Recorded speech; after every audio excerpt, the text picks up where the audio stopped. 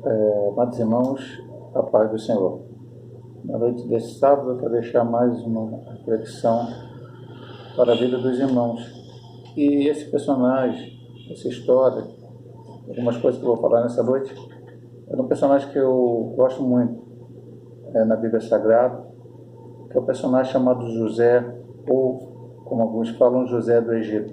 Na verdade, ele não era José do Egito, ele não nasceu no Egito, nasceu em Canaã, junto com seu pai. Mas o seu destaque foi no Egito, então por isso alguns falam José do Egito. E por que gosto desse personagem?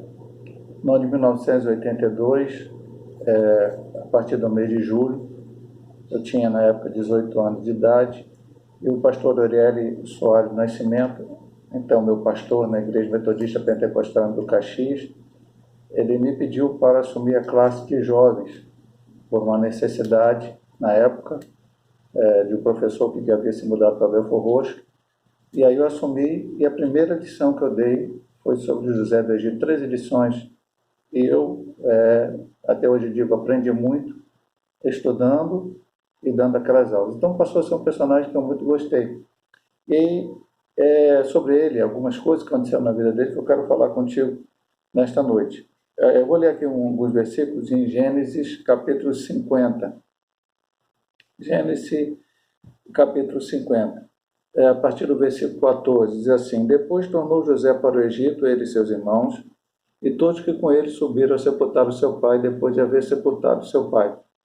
Vendo então os irmãos de José que seu pai já estava morto, disseram: Porventura nos aborrecerá José, nos pagará certamente todo o mal que lhe fizemos. Portanto enviaram a José, dizendo: Teu pai mandou antes da sua morte, dizendo: Assim direis a José: Perdoa, rogo-te, a transgressão de teus irmãos e o seu pecado, porque te fizeram mal. Agora, pois, rogamos-te que perdoes a transgressão dos servos do Deus de teu pai. E José chorou quando eles lhe falavam. Depois vieram também seus irmãos e prostraram-se diante dele e disseram: Eis-nos aqui por teu servo. E José lhes disse: Não temais, porque porventura estou eu em lugar de Deus? Pois bem tentaste mal contra mim, porém Deus o tornou em bem, para fazer como se vê nesse dia, para conservar em vida a um povo grande. Agora, pois, não temais, eu vos sustentarei a vós e a vossos meninos. Assim o consolou e falou segundo o coração deles.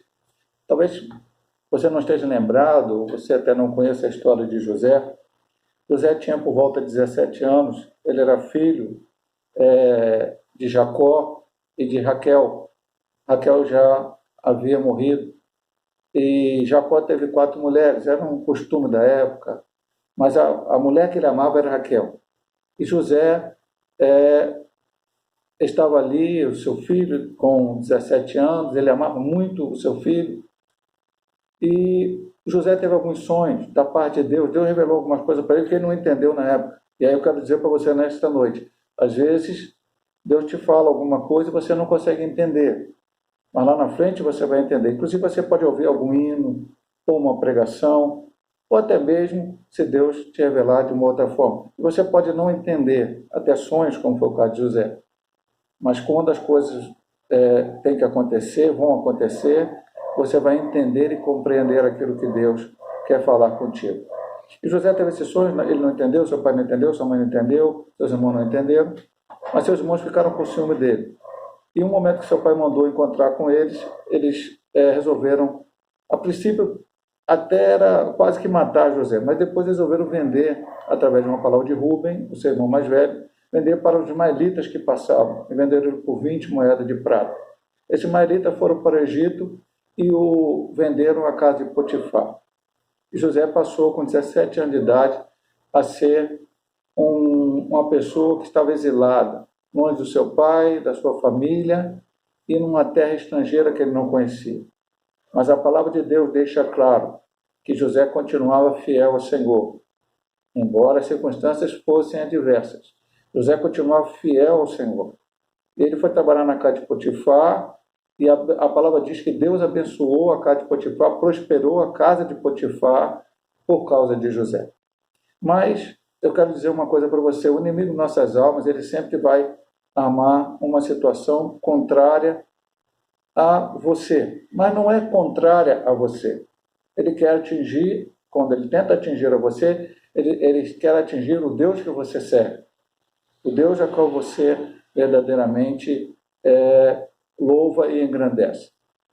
Mas José permaneceu fiel. A mulher de Potifar tentou enredar José para que José se deitasse com ela. José não aceitou, até que um dia ela fez uma falsa acusação contra José, o seu esposo acreditou e ele foi mandado para o cárcere.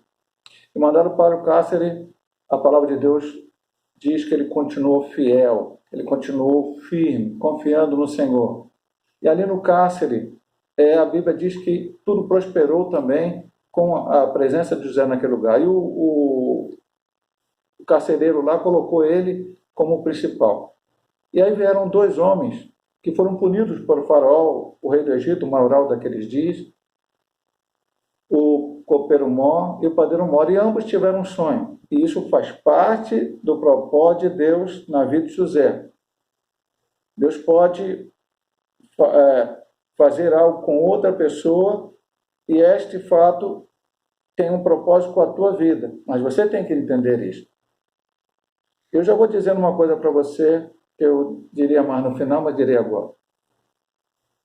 A permissão de Deus com o coronavírus é que às vezes, eu espero e creio, que passará pela tua vida e não acontecerá nada. Você não ficará doente, você não irá para o hospital, você não irá para a CTI, você não terá problemas e ninguém da sua família. Mas o coronavírus não passará pelo Brasil ou pelo mundo e Deus diz, isso não tem nada a ver comigo. Tem a ver comigo sim. Deus quer falar conosco. Deus usa as maneiras que Ele quer. E eu preciso ouvir a voz de Deus mesmo que a coisa não funcione comigo. E aqueles homens tiveram um sonho. E aí, revelaram a José, conversaram, José conversou com eles. E o padeiro teve um sonho que era, de certa forma, ruim. Estranho. Os ajavos comiam a comida que ele estava levando. E o copeiro teve um sonho que era bom, que ele voltava, ele estava diante de Faraó dando vinho. E José interpretou os sonhos e disse, olha, copeiro, você vai voltar a ser copeiro do rei e o padeiro vai morrer.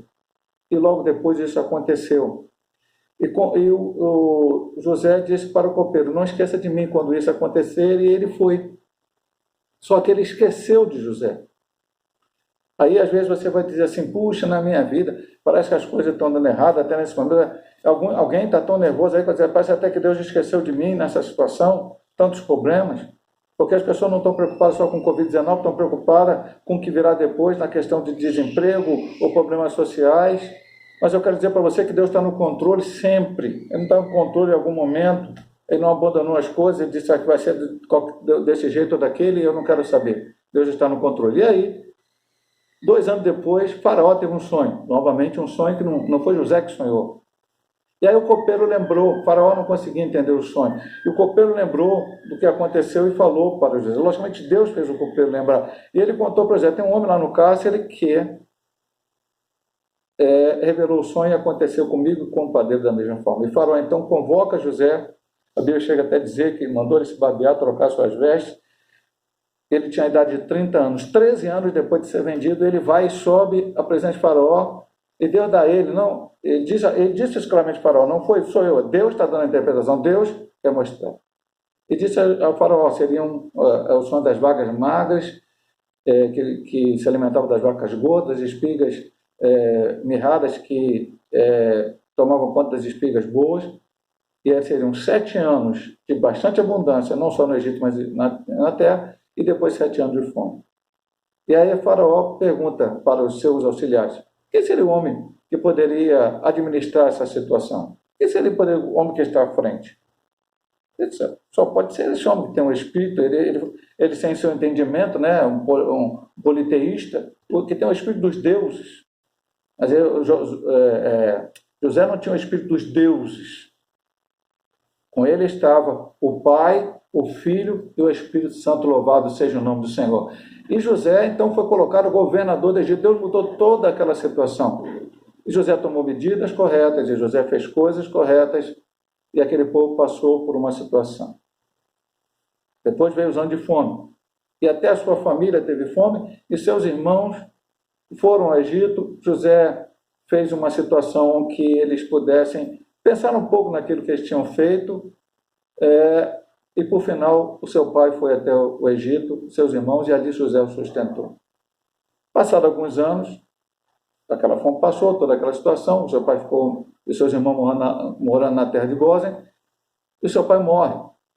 E José pede proteção ao faraó, vai lá em Maquipela, onde estava enterrado Abraão, onde estava enterrado Sara,